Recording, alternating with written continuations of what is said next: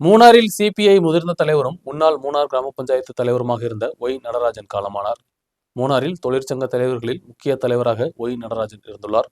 Munnar CBI அலுவலகத்தில் பொது அஞ்சலிக்காக வைக்கப்பட்ட இவரது உடலுக்கு ஏராளமானவர்கள் அஞ்சலி செலுத்தினர்.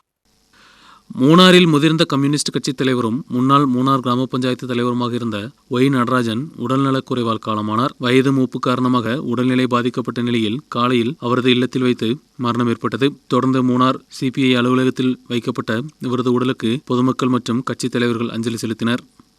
ഈ പ്രസ്ഥാനത്തിൻ്റെ നെടും തൂണുകളിൽ ഒന്നായിരുന്നു സഖാവ് വൈ നടരാജൻ.